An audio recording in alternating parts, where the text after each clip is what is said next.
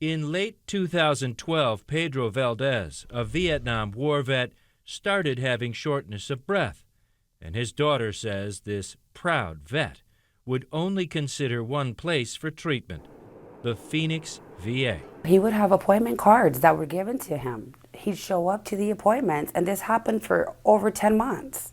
For 10 months, he'd show up for an appointment, he'd have the card in hand, go to check in, and they'd tell him, Mr. Valdez, you don't have an appointment in the computer. We have no idea what you're talking about. We don't know why you have that card, but we cannot see you today. We have a booked computer schedule. We have people that are waiting, and we'll get back to you. Priscilla says she watched as the father who raised her and her brother and her sister alone, who worked construction his whole life, began to deteriorate. And yet somehow Pedro Valdez kept the faith that the VA would help him. My dad's a Vietnam veteran. He made it out of a gruesome war. And I hardly ever in my life remember seeing my dad cry. He was a very brave man, a very reserved man.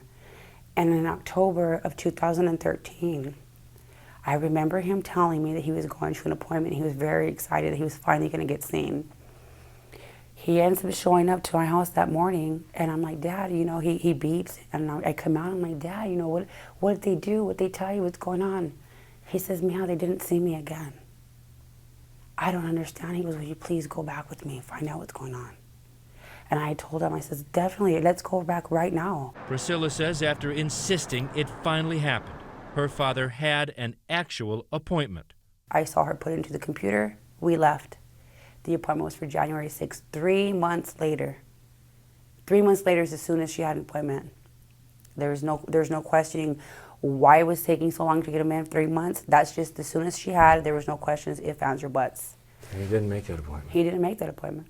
On New Year's Eve, Priscilla found her father gasping for breath. She rushed him to a private hospital.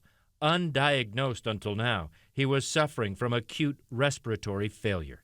He was only breathing at 50%. They took him back a day later. He was in the intensive care unit. He died 6 days later. The VA's Office of the Inspector General is now investigating allegations of secret waiting lists used to hide appointment delays, as well as the destruction of these lists at the Phoenix VA. Last week, the Inspector General updated Congress on the investigation.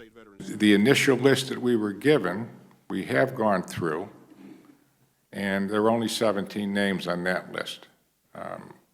Our review to date, and we have more work to do on this because we want to have more than one set of eyes look at all of the records, but on those 17, we didn't conclude so far that the delay caused the death. Because of privacy laws, it is hard to know if Pedro Valdez was on anyone's list at the Phoenix VA, secret or not. Priscilla Valdez only knows this. Her father tried to get an appointment for 10 months here and couldn't. I've asked several different people, how do I find out if my dad was on that list? But to me, the list is just a piece of paper. I know because of what I've witnessed, because what I see my dad go through. So whether if he was on that list or not, I know what he went through. And he was a true victim of the delays, the refusal, the embarrassment that they put him through. Priscilla, is there any doubt in your mind that that denied care at the VA led to your dad's death? Is there any doubt in my mind that it led to it? Yeah. There is no doubt in my mind at all. Drew, you just got back from Phoenix. You know the VA Office of the Inspector General is trying to find out if the veterans actually did die waiting for care there. So far, they say they can't find any evidence of any death related to delayed care. Families you've been talking to, do they trust the VA to investigate this? Wolf, after all this, the answer is no, they don't. They have no idea, even like in the case of Priscilla, if her father's case is one of the cases being looked at.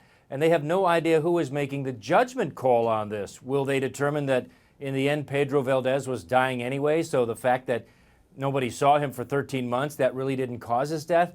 And they really have nowhere else to turn. You have to remember, Wolf, these are not wealthy families. They're not going to hire an attorney or a medical examiner. By and large, they were going to the VA because they really felt they had nowhere else to go. So do they trust the VA now or even the Inspector General? They don't, Wolf. They clearly, obviously don't. So do we know when the investigation will be over? It could be another 3 months, maybe August, before the final investigation is through. And keep in mind, there are currently 25 other VA facilities facing the same type of investigation. So it's going to be a while before we get any answers, believable or not, to these families, Wolf.